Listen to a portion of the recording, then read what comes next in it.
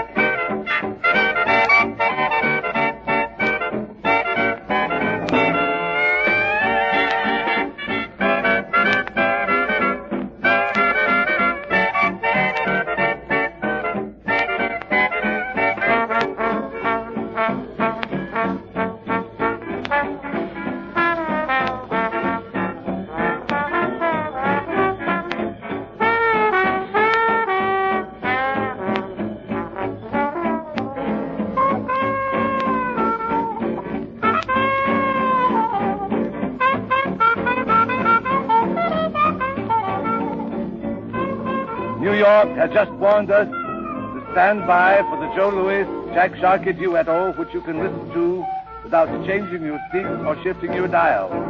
Next Tuesday, the Caravan will return doubly laden with delight. I'm proud to say that for our own drama, we have secured the masterpiece of that master dramatist Molnar.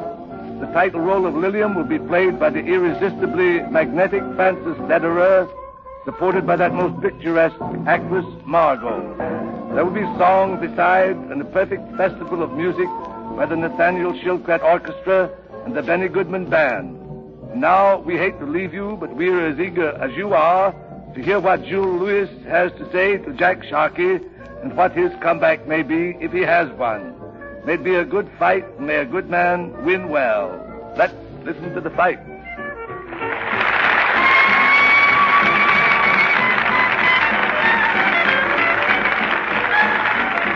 This is the Columbia Broadcasting System. KHJ, Los Angeles. Time signal courtesy Meyer Beer. That good old mellowed brew, famous for over 60 years, now in the new sanitary cap-sealed cans. A flip and the top comes off like a bottle. Insist upon Meyer's. You can't get a better beer. The tone indicates 6 o'clock and 20 seconds.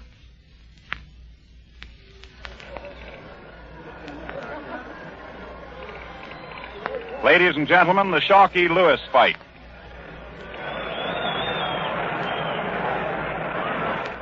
This is Ted Husing speaking to you from the ringside at Yankee Stadium, where the New York World Telegram and Associated Scripps Howard newspapers will bring you a blow-by-blow description of the 10-round heavyweight fight between Joe Louis and Jack Sharkey.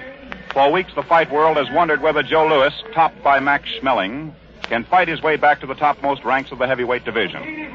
The blow-by-blow account in this broadcast, brought to you by Scripps Howard newspapers in 23 cities from coast to coast, will come from Charles Francis Coe, the famous soccer Coe, hard-hitting writer whose fight stories all of you know. Between rounds, I will describe the high points of the battle as it progresses.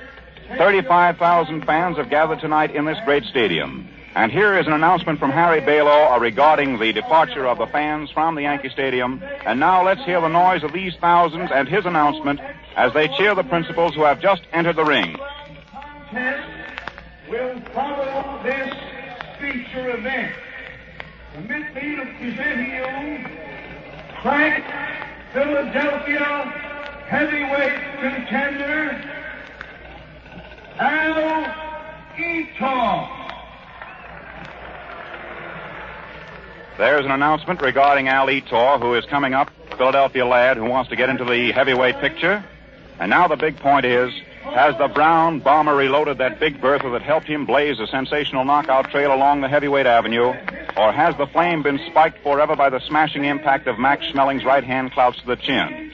There's a lad seated right here who knows the answers to these questions and all these contentions that have faced everybody for the last 2 weeks, and he will be your blow-by-blow broadcaster for tonight. He is Charles Francis Coe, better known to all of us as Soccer Coe, a name he derived in the days when he was the welterweight champion of the Navy, author, writer, and sports enthusiast. Soccer will keep his eyes peeled for the action in the ring and relay it to you. One of the tallest fighters in the world has just been introduced. He's not known here, and the crowd gets a great laugh out of him. So here, ladies and gentlemen, before the big war begins, Soccer Cole will take a few seconds to give you the late highlights of the Louis Sharkey get-together. Soccer Cole. Hello, radio ears from coast to coast. Here we are at the Yankee Stadium, just waiting with bated breath for the big if contest of all time. Jack Sharkey, the if man. If he's in tonight, we'll get a great fight. The Brown Bomber, Joe Louis, the most colorful fighter of all time, just a few short months ago, met, as you know, Max Schmeling recently and was knocked out. If he hasn't too much of the Auld Lang Syne recollection, he too will again be the great colorful fighter. You know, you mustn't discount Joe Louis too much, because when he met Max Schmeling, he was but 21 years old. Jack Dempsey, one of the great of all time, was knocked out in a round by Pueblo Jim Flynn and never attained championship caliber until he was 23 years of age. Way back in the old days, in the gay 90s as we see fit to call them now, Jim Corbett reached the ripe old age of 26 before he had sufficient experience to be a champion. Gene Tunney, just before we entered the ring, told me that Louis entered the ring for Schmeling very much frightened. That's about all I have to say now, except that Joe doesn't look very frightened, and neither does Jack, and Ted and I will do our best to give you a very accurate and entertaining broadcast. Come in a minute, Ted Husing. Thank you very much. Harry Balow, who is the announcer here, is just announcing the fact that a 15-round contest will take place at Madison Square Garden Bowl. He is introducing Max Schmeling of Germany, who is receiving a tremendous ovation. I saw Max in Berlin just a few weeks ago at the Olympic Games, and as he crosses the ring, he shakes hands first with Jack Sharkey and then with Joe Louis, both the principals being in the ring. And the present title holder of that division, our own James J. Braddock.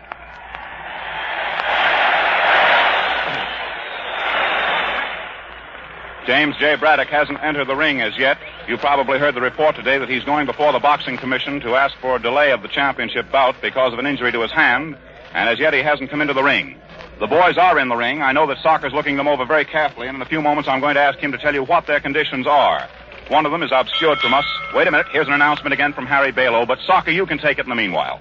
All right, here they are. Sharkey, weighing 197 1/4 pounds, is lighter than he's been for any of his recent contests. Joe Louis at 199 3/4 is heavier than he has been. He's sitting over in his corner now, wrapped in a brilliant blue with a crimson band bathrobe. And he looks as though he's ready to go the fight of his life. Right over my head, perhaps you hear as an overtone the voice of the announcer, Harry Balow, is the great little veteran and champion of the ring, Tony Canzoneri, about to be introduced. I don't want silence on the air, and I don't know whether or not you're picking up the voice of Balow. Johnny Buckley, manager of Jack Sharkey, is standing. You can hear the ovation now given Tony Canzoneri, the lightweight champion. He walks across the ring and shakes hands with Joe Louis. Johnny Buckley, Sharkey's manager, is standing in Lewis's corner, watchfully but with due confidence that all rules will be respected. In the opposite corner, now you're getting the announcement of the main bout. Ted, suppose you take this for a minute, please. All righty, all we have to do is listen to Harry Balow. Eddie Forbes, timekeeper, George Bannon, counting the knockdowns at the bell, Frank Fulham, refereeing Arthur Donovan. Wearing purple trunks from Boston, weighing 197 1/4, former world heavyweight champion in a successful comeback campaign, who hopes to ultimately be privileged to meet the champion again in an effort to regain his lost laurels, Jack Sharkey. Sharkey is recorded with a very high vote by the crowd. And now again to Harry Balow. Impeccable opponent, wearing red striped trunks from Detroit, Michigan, weighing 199 3/4, who hopes by his performance this evening to again reestablish himself in the eyes of the boxing world as the outstanding contender for heavyweight championship honors, Joe Louis. Crowd gets a great kick out of the fact that Harry Balow is never too brief in his announcements. That's been one of Harry's grand efforts throughout the years, ever since he's been in the armies and now in the big time, having succeeded that grand old veteran. Arthur Donovan is walking across the ring talking to Harry Balow. The mic is going to be lifted up. The two men come to the center of the ring, and we're going to hear what they have to say. You men know the instructions and have heard them before and are quite familiar with the rules of this state. Now, I expect no trouble in that store. All I ask of you two men is to do just what I tell you while you're in this ring tonight. At no time while this contest is going on do I want more than 3 men in this ring.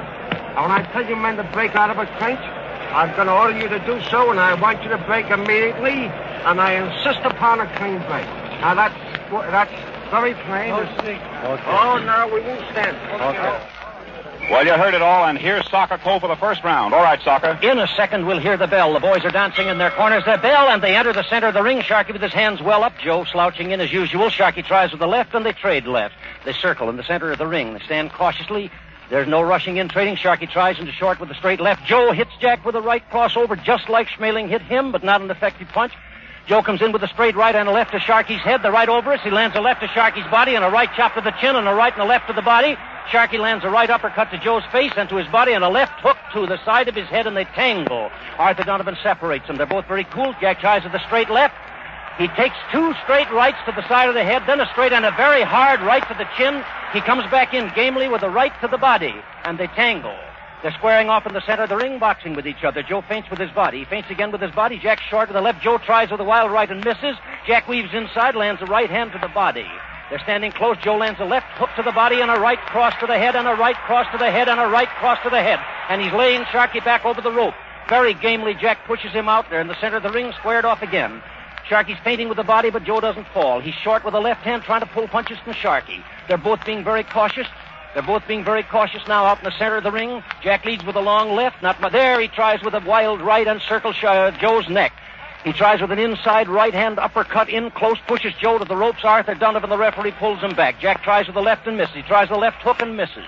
The punch is really to keep Joe off or to draw a punch from him. Sharkey standing with his back against the rope. He weaves from the hips. Joe tries with the right and misses, but lands a short right follow-up. Puts Jack to the ropes. Jack pushes him out to the center of the ring, puts his head under Joe's chin, and they're out in the center of the rope. The referee finds it unnecessary to break them. The boys are standing, sparring for an opening in the center of the ring. Joe tries again with the left hook. Jack steps back. They're right over our heads here now. Joe tries with the left hook and lands an inside short right chop to the side of the head. They're clinched now right above the microphone. Joe is pushed back to the center of the ring by Jack Sharkey. Jack takes a straight left to the chin. They're sparring in the center of the ring for an opening. Joe's being very keen. He lands a straight left to Jack's chin. Jack weaves inside, drops low, but takes a right hand from Joe. He pushes Joe against the ropes on the far side of the ring. Joe pushes him away, and they're sparring for an opening in the center of the ring. Joe is short with a straight left. They're sparring in the center of the ring under the microphone. He's short with a straight left. He lands a straight left to Sharkey's chin. Now Jack tries with the left again. He's short. He takes a light left to the face as he comes into a clinch and works on Joe's body. Right, left, and pushes Joe into the ropes in this corner. They're out in the center of the ring once more. He lands a straight left to Joe's face and takes a light left in return. He lands another left to Joe's eye. Joe lands a straight left. They're sparring now. Neither of the punches are very heavy. Jack feinted with his right hand, but Joe stepped back. There was no punches landed. Jack feinted again with his right hand, but Joe didn't step back. Jack lands a straight left, another straight left to the head. Not heavy punches. He's pulling some punches from Joe now. He's feinting very cleverly and very scientifically, weaving with the body and feinting with the hands. And he's doing a very fine job of it. Joe tried with the left and right to the head. Both punches misses. Jack drops inside, lays close on the chest. Arthur separates them. They're standing over our heads in the center of the ring, and Joe tries a right to the head and a left to the body, the latter landing as the bell rings. Jack chops a left to the head, and here is Ted Husing. Thank you very much, Soccer Cole. After the first flurry of blows, which were struck by Joe Louis, Jack Sharkey weathering them very nicely, it appeared to us that Sharkey knew what he was doing. His eyes were clear. He took all the blows that came to him, all of which were delivered to him, short rights and sharp lefts, right over the microphone where Soccer Cole was broadcasting. Sharkey weaving all the time, started to draw his man out, and then I noticed that in the face of Joe Louis, there seemed to be a doubt that he could put the blow over, and Sharkey, watching that very cagily, started to move in with his left. Both boys are still in good condition. In fact, they're both fighting from the flat of their feet. They're throwing their blows hard. They're rolling nicely. They haven't gotten up on their toes to swing. They haven't done any dancing or any fancy tricks. And in their corners, being worked upon, Jack Sharkey is in good condition. So is Joe Louis, the trainers, and also the managers, giving them their instructions and working on them very nicely. Here's the 10-second warning bell, and out they come with Soccer Co. at the mic. Now they're hanging on the ropes, each seated on his chair, very calm, both of them. There's the bell. They come to the center of the ring. Jack puts his hands up well in time. He wipes his nose cautiously, stands out in the center of the ring, feints again with that body, feints again with that body. Joe tries with a light left and misses. Jack feints again with the body, weaves with the head, swings from the hips. Joe is laying back, watching for an opening. He tries with a very light left hook, doesn't mean it. He tries another left hook, and Jack lands a nice straight left to Joe's face. Now he's weaving there, and Joe Louis is a little puzzled by that weaving. Sharkey slips in under Joe and lands two rights to the body. They're in there nudging at each other now. Then Arthur Donovan splits them out. They're feinting there. Sharkey feint from the hips. Joe leads a straight left to Jack's chin, not a hard punch. Jack lands in return a straight left. Jack takes a left. He takes another left coming in. Joe misses with a sharp uppercut. Joe hits a hook to the left ear, and they're in there trading punches now, right and left, but they miss. Jack lands a straight left to Joe's eye. Their backs are to the microphone here now, and Joe tries with a very hard left, but Jack evades the punch by slipping underneath. In close, he lands a short left chop to Joe's head. He lands a straight left and takes a straight left. He slips under Joe's hands, and they go into a clinch. It's not necessary to split them out. They're in the center of the ring, feinting. Watchfully, two fine athletes here. Joe tries with a long left. He tries to a long left to Sharkey's left eye, and it lands. Now they feint. Jack pulls a punch and makes Joe miss. He takes a light left to the head, slips inside Joe's hands, tries to pummel with the right and left, but Joe's too clever and ties him up. They back to the ropes. They're over the microphone. Joe tries with a vicious right and misses. He lands, however, a left hook to the head coming in, and then a right to the side of the head. Jack takes the punches beautifully, pushes him out, and then takes a straight left to the face, another straight left to the face, and slides in the beautiful right-hand punch to the heart and a left to the head. And Joe lands a hard right to the chin and a left to the chin and misses a right and lands a terrific left hook on Sharkey's face. Jack's against the ropes, bent over. Oh, Joe Louis, left to Sharkey's head. Sharkey comes back with a beautiful left hand on his face. Now he's leading out of danger's path. He's standing against the ropes and takes a terrific right and a knockdown. Sharkey's down 2, 3, 4, 5, 6. Jack's on his knees. 7, 8. Jack's getting up. 9. Jack's up over the microphone here, and Louis charges across the ring. He lands a terrific left to his body and hits Sharkey with a right. Jack is weaving, takes a left to the chin, a left to the chin, a right to the head, and he's down. 2, 3, 4, 5, 6. Jack's on one knee, hang on the ropes. 8, 9, he's up. Louis from the neutral corner charges across. He's measuring his man now. Jack is very game. He lands a left to Sharkey's face, a right to Sharkey's ear. Then Sharkey does a Leon Errol way across the ring. His legs are a little bit weak from that punch. He takes a left to the eye, a left to the face, a left to the eye, a bad right to the body, and a left hook to the face. He's against the ropes, coming out gamely, courageous. He takes a left and lands a left. He jabs to Lewis's cheek. He jabs again to Lewis's cheek, and Louis misses with a wild left. Sharkey lands an inside right to Lewis's chin, a left hook to his face. This is a night that Sharkey's in, and he's fighting like a champion. A straight left to his face, and there's the bell. And here is Ted Husing. Stalker, that was really a great round. There's no doubt about it. The crowd enjoyed it. Sharkey, beginning the round, was forcing Louis to slow down, to fight the fight that Sharkey wanted. He was a sort of a sneering, domineering Sharkey. He had Louis worried because Joe Louis was forcing the fighting. But Sharkey, in return, in retaliation, was light in those blows. Suddenly, from nowhere at all, as Sharkey spun around, we noticed his left eye was cut. Light drops of blood were pouring down, and then, before you could say Jack Robinson, that right ripped out, caught him high on the chin, and dropped him right down here in front of the microphone for a 9 count. As Arthur Donovan waved the count to 8, Sharkey got up a little wobbly, almost at the 10 count, got up, forced a little bit for a second, then took some more. Another right again brought him down for an 8 count, but this time he came up with his eyes clear. And then by forcing his left out, almost in one of those last-minute gestures, he kept his man away. And now as they come out for the 3rd round, we're going to give you Soccer Co. Well, here we are coming up for the 3rd round. Louis very calmly, Jack coming out very strong, very confident looking. They spar for an opening the center of the ring. Jack recedes from the attacking Brown Bomber. Looks like Louis is coming back on that Brown Bomber title. Jack feints with his left, but takes a straight left to the face. He feints with his left and lands a beautiful double-barrel left hook to Lewis's chin, lands a right uppercut inside Louis, takes a short right chop to the chin from Louis, and they spar in the center of the ring for an opening. Jack is weaving. and it bothers Joe. Joe's being very careful. He lands a straight left and a hard right hand, and Sharkey's down against the rope. He swung over the lower rope to count 4, 6,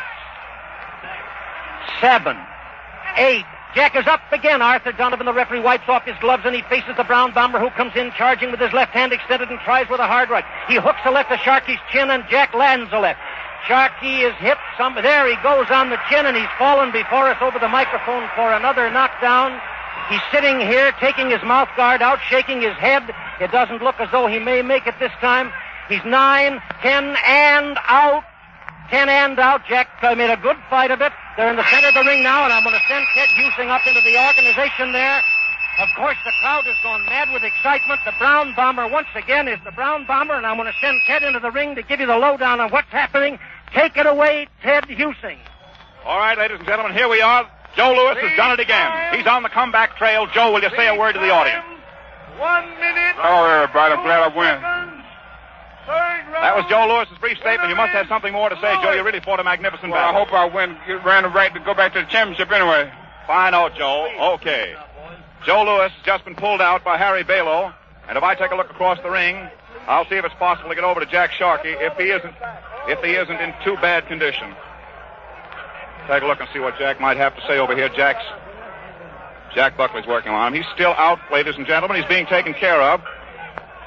And he's in that corner, taking it very badly over there for the moment. Johnny Buckley's working on him. They're working on him with the smelling salts. Joe Louis is acknowledging the greetings of the crowd. He certainly put on a beautiful exhibition of punching tonight. Crowds roaring and yelling. The policemen have come in the ring. And as Joe accepts the plaudits of the crowd, his right hand upraised by Harry Balow, the crowd's getting a great roar out of it. The photographers are demanding pictures, and this fight, as it has been broadcast from the ringside tonight by Soccer Cole, was given with the correct description of the blows, and I'm sure that you followed them all the way. There were 4 knockdowns, and we just had him, thanks, Harry. I'm going to turn it back to Soccer Cole. Perhaps for just a moment he can give you an analysis. Well, the analysis is that the Brown Bomber was the Brown Bomber of old. He was beautifully timed. He was completely confident. And don't think that he had an easy fighter to lick, because Jack put up a good, stiff fight. He was very fast. He weaved beautifully from the hips. He moved around the ring well. His feints were working just like a Swiss watch. And he did a grand job out of this fight. The point is that the old Brown Bomber was the Brown Bomber of old. I'm interested now particularly in recalling to Eugene Tunney's comment just before the boys went into the ring. This Joe Louis is the best prize fight prospect that has been seen in a great many years. What happened in the Schmeling fight may have been overconfidence or may have been any one of a dozen things. But tonight he was the Brown Bomber of old. And the beating that he'd taken from Schmeling in no wise interfered with his high courage, his fine boxing in the ring. He timed himself perfectly. He punched straight and punched hard and punched short. And he beat a very good fighter tonight. Jack Sharkey, don't dismiss with a shrug, because he did a fine job. He worked hard, he worked fast, and he took a lot of punishment. I think, as I recall it, there were 4 knockdowns. And Jack got up from all of them and tried to get up from the last one. They're leaving the ring now.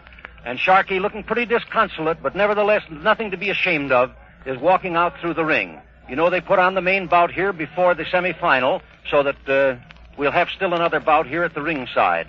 Ted has told you about the colorful setting here. All of these settings, I think, are colorful. Some people, you know, have a mistaken idea of boxing and credit to it all the brutality in the world, when the simple truth of the matter is that mankind gained ascendancy over the dinosaurs of old and established himself as the master species upon earth by dexterity of foot, high courage, keen intelligence, and physical stamina and ability. So it's perfectly natural for all of us to love to see trained athletes get in a contest of skill of this kind. It was a grand fight. And both of the fighters are grand fighters. Neither has the slightest thing of which to be ashamed. I wonder if I can't get Ted Husing to come in. I want to say now, before I sign off, that it has been a keen delight to work with so great an announcer as Ted, and I thank you, Ted, for your courtesies and for your masterful handling of the microphone. All right, thank you, Soccer. You did a grand job yourself, and that's not kidding. Now Joe Louis is in his dressing room, and I'm going to turn the microphone over to Paul Douglas in the dressing room. Thank you, Ted Husing. Here we are in the dressing room. We're kind of crowding in along lots of friends here. Joe, tell everybody everywhere just how you feel right now. Oh, I feel fine. I feel like at least I'm ever going to fight for my comeback again, fight Mellon again. Are you very tired right now? No, I feel fine. Really feel strong, like Yeah. nothing had happened? That's right. Have you any regards to send out west? No, I appreciate everybody trusting me that I'm still the same Joe Lewis I used to be. Ah, that's a fine statement. Here's John Roxburgh over here. He's one of Joe's managers. John, say a few words to him. Well, we're certainly glad of Joe's victory tonight. It puts him in the eyes of the public again as the most outstanding heavyweight. He's certainly glad to win tonight, and he's very anxious to fight Schmeling over again. He's satisfied to do the same thing as Schmeling that he did to Jack Sharkey tonight. Okay, now here's Wally Stewart, the boxing editor of the World Telegram and Associate Scripps Howard newspapers. Wally, shall I hold it while you do the talking? Swell. Joe really stood up for me this time. In the Schmeling fight, I said he wouldn't let Schmeling last 4 rounds. Well, he let him last 12. This time I said that the Sharkey man wouldn't go 5, and Joe stopped him. Everything is great. Everybody's wild and excited in here, and everybody's happy. Is that all you want to say, Wally? Well, I think we'll turn it over to a scene of probably somewhat different complex over in the next dressing room. So if John Reed King is ready in Jack Sharkey's dressing room, this is Paul Douglas saying, John, take it away. Ladies and gentlemen, in marked contrast to the scene in Jack Sharkey's dressing room is subdued in spirit. There's practically no noise here now except, of course, the flashing of camera shots of Jack as he's getting dressed. And just a moment ago, the doors of the dressing room broke open to admit Jack, accompanied by his trainers and a police escort, as they came directly right up to you from the ring. And now the room swarms with these newspaper reporters, as I said, and the faithful fans. And through the crowd, we try to worm our way across to the man who dominates this immediate scene. Ladies and gentlemen, I'd like to get a word from Jack Sharkey. Jack Sharkey, will you say a word? Well, I don't think there's very much that one can say after a defeat. Naturally, one's depressed quite a bit. All that I can say is give the other man credit. Youth must be served, of course, naturally. But the same boast that I made the other day would have been carried through years ago, of course, to say youth must be served, so evidently, from the looks of tonight's outcome, someone made a mistake. Thank you, Jack Sharkey. That was very gentlemanly of you. Ladies and gentlemen, that was Jack Sharkey giving you his own feelings on this fight and speaking from his dressing room located right here deep in the heart of the Yankee Stadium structure. Here is a scene colored by all the chaotic excitement of an after-the-battle get-together of sports writers, fans, trainers, and policemen in the dressing rooms of one of the contenders. And now we're going to take you back down to the ringside and Ted Husing. Well, I don't know what they've said in the dressing rooms because Sakako and I have been talking about it out here. You know, this is the 4th ex-world's heavyweight champion that Joe Lewis has met. The 3rd of the 4 that he's knocked out. The other one, of course, tabbed him on the chin on June the 19th and laid him among the clovers. But it looks as if we have a little boy coming back all the way from Detroit into the limelight again. Well, it was a grand fight from start to finish. I got a tremendous kick out of it. And in recapping it, all I can say is that Jack Sharkey really tonight was accorded not only a cheer before he went in the ring, but scattering applause as he left. For he fought for himself, a man his age and who has been in the ring as long as he has. He started in 1924. He met the best of them. For a man of his age, he fought a very, very beautiful fight. He was in excellent condition. He was as lean as a panther, but he was just in there with a better, younger man. And a good young man, I think, can always bring down a good old man.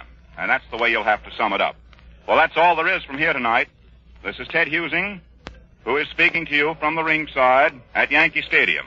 We appreciate the courtesy of the makers of Camel cigarettes and Prince Albert tobacco in relinquishing the last half hour of their program this evening in order for us to bring you this special broadcast.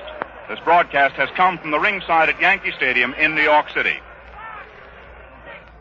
The fight was brought to you by the New York World Telegram and Associated Scripps Howard newspapers in 23 cities from coast to coast.